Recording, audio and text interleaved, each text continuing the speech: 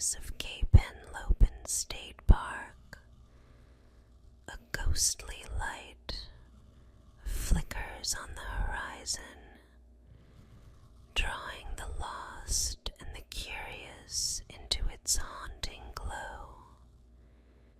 Known as the corpse light, this phantom flame lures those who wander too far from the path with a false promise of safety. It's a light that seems to dance just out of reach, flickering like a distant beacon, as though someone or something is waiting for you to follow. But don't be fooled by its warm, inviting glow. Those who have dared to approach the corpse light speak of a terror that creeps up behind you, growing colder and darker with every step you take toward it. The closer you get, the dimmer the light becomes,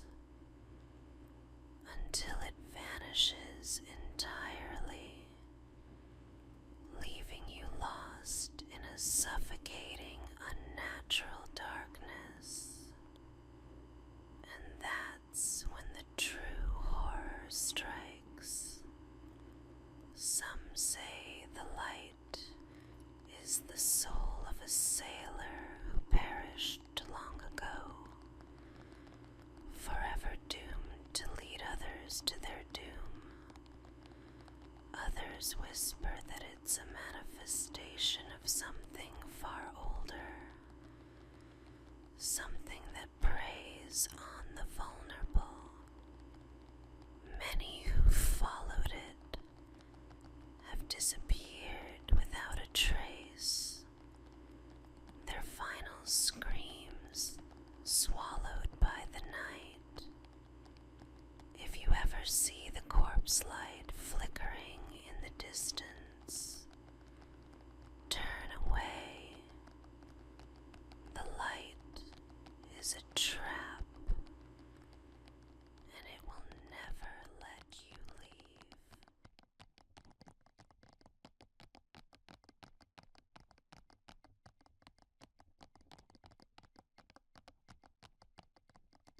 In the dark corners of Brentwood, New Hampshire, the name Goody Cole still sends shivers down the spine of those who dare speak it. Eunice Cole, a frail, weathered woman with eyes that seemed to see through the veil of life and death, was condemned to be a witch twice. The first accusation came in 1656, when the village suffered one tragedy after another. Crops withered, children fell ill, and livestock died in grotesque, unnatural ways. Whispers spread like wildfire.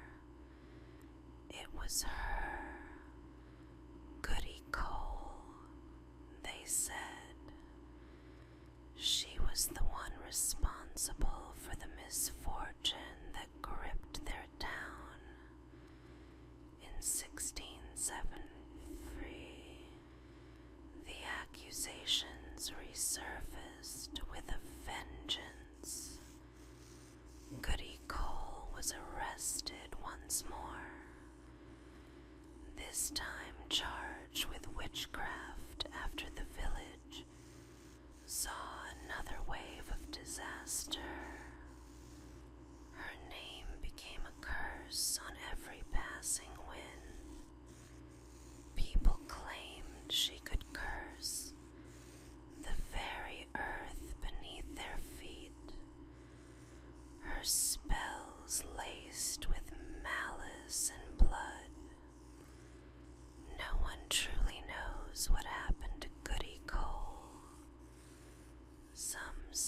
she died in a dank, forgotten cell. Her spirit lingering in the fog that rolls over the town, waiting for the next to dare invoke her name. They say if you wander too far in the woods near Brentwood at night, you might feel her cold, dead gaze upon you, her laughter echoing through the trees as she beckons you closer into her cursed, eternal grasp. In the shadowed alleys of Greenock, Scotland, lurks a figure known only as the Catman, a creature half hidden in mystery and spine-chilling whispers. Since the 1970s, stories of this eerie figure have crept through the town, haunting those who hear them. They say he moves like a ghost, a filthy, gaunt figure with wild eyes that gleam with something both human and unearthly. His hands, calloused and dirt-streaked, reach out to catch his prey, rats, which he devours with chilling primal hunger, blood staining his fingers and lips. But it's not only his taste for rats that stirs terror. The legend claims he lives among wild cats, moving silently alongside them as though he were one of their own. The cats accept him, even protect him, slinking through the shadows as his ghostly guardians. Locals swear that on quiet nights, you can see him crouched low, his face barely visible in the dim light, with wild cats prowling around him in a tight, watchful circle. Rumors say that if you lock eyes with the Catman, you'll feel an unnatural chill, as if he's peering into your soul. Some claim he was once a normal man, driven mad and feral by a life of solitude, or perhaps a restless spirit bound to Greenock streets. Many who have dared to approach him in those dark alleyways have quickly turned back, too shaken by his hollow gaze, feeling the weight of something ancient and unbroken. To this day, people pass the alleys of Greenock with hushed steps, casting wary glances into the darkness, knowing the Catman might be watching, his eyes glinting in the night, waiting, forever lingering in the shadows, more ghost than man, bound to the darkness alongside his feline companions.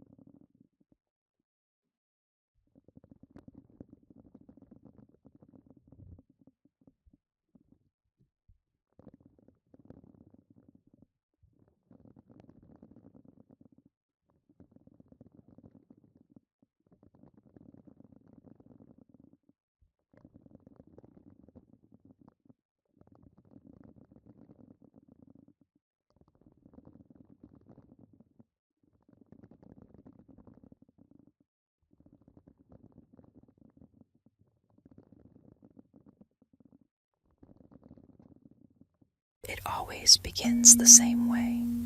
A driver, alone at night, hearing something strange beneath their car.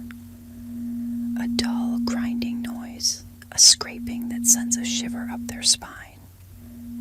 The road is empty, the darkness endless, and the driver pulls over, heart thudding, convinced it must be something serious. They step out into the silence, the cold night air biting against their skin. There's nothing around, only shadows, long unnaturally still. They crouch down, peering beneath the car, their breath fogging in the cold. That's when it happens. A flash of silver, a brutal slice, and the driver screams. The pain is instant, searing as their ankles are cut open, tendons severed. They collapse to the ground, writhing in agony, unable to move, the world blurring around them. In their panic, they see it, a shadowy figure emerging from underneath the car, moving with a calm, predatory grace. The thief rises, stepping over the driver as if they are nothing more than a discarded object. Without a word, they slide into the car, the door slamming shut, the engine roaring to life. The headlights sweep across the road, illuminating the driver's twisted form for a heartbeat before the car speeds away, leaving them alone, helpless, bleeding into the asphalt. The legend of the ankle-slicing car thief is a warning, a reminder that not all noises should be investigated, not every strange sound should be pursued. Because sometimes, in the dead of night, what waits in the shadows is not just a problem to be fixed, but a nightmare lurking beneath, ready to strike when you least expect it.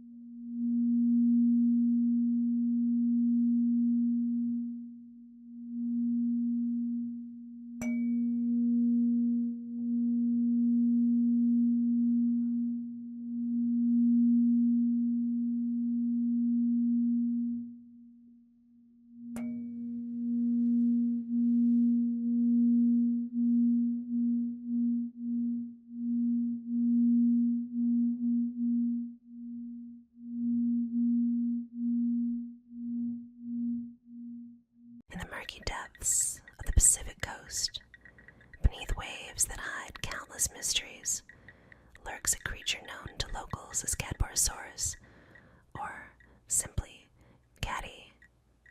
Tales of this monstrous sea serpent have haunted the people of British Columbia for generations.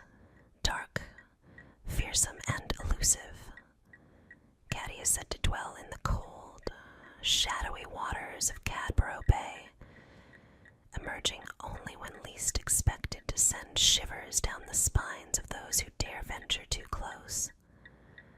Those who claim to have seen Caddy describe it as a long, sinuous beast, its body twisting and coiling through the water with terrifying grace. Its head, reptilian and cold, rises silently from the waves, eyes glinting with a predatory intelligence, as if sizing up its next victim.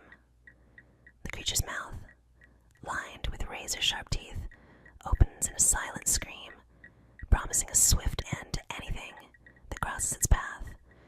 Witnesses say that, at night, its scales reflect a ghostly shimmer, a faint glow that disappears as quickly as it appears, swallowed up by the ocean's darkness. Fishermen have reported feeling an eerie stillness in the water, an unnatural quiet that settles before Caddy surfaces. Boats have been found mysteriously overturned, nets shredded and equipment destroyed. Some swear they've seen bodies, mangled and broken, washed ashore, victims they believe of this ancient, merciless predator. Legends say that Caddy is as old as the ocean itself, a survivor from a forgotten age, hungry and restless in its eternal watch. And if you ever find yourself alone on the waters of Cadboro Bay, be wary. You might just glimpse a shadow beneath your boat. Feel the icy chill of something massive brushing against you from below. But remember, if you see Caddy, it's already too late.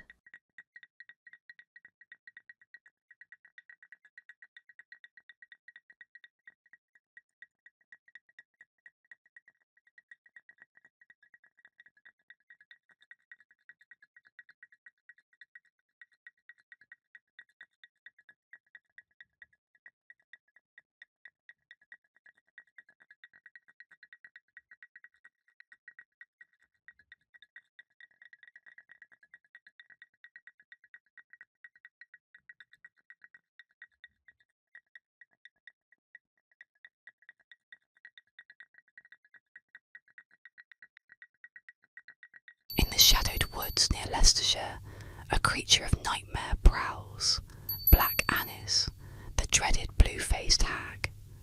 Cloaked in darkness, her gnarled face is stained a haunting shade of blue, her iron claws gleaming with a terrifying sharpness, honed from years of hunting in the dead of night. Children and townsfolk alike know the tales of her hunger, a twisted craving for human flesh that sends shivers through the village. Black Annis hides in a cave carved from the rocks by her own jagged claws, a lair littered with the remains of her grisly feasts. Animal bones, and some say human bones, line the ground, while the chilling stench of decay fills the air. As dusk falls, she slinks from her den, her clawed hands scratching along tree trunks, leaving deep gouges in the bark. Her piercing eyes, dark and unforgiving, scan the surroundings, searching, waiting. She has a particular taste for children, her long, spindly fingers reaching out to snatch any who wander too close to the edge of the woods. Many parents tell their children tales of Black Annis, warning them not to stray after dark, lest they become her next victim. They say she hides beneath beds or crouches outside windows, her twisted grin visible just beyond the glass, savouring the fear of those trapped inside. Sometimes villagers claim to hear her unearthly wails in the wind, a bone-chilling howl that pierces the night. They say it's her call, a twisted lullaby that drags the unwary toward her grasp. On moonless nights, her figure can be seen creeping through the shadows,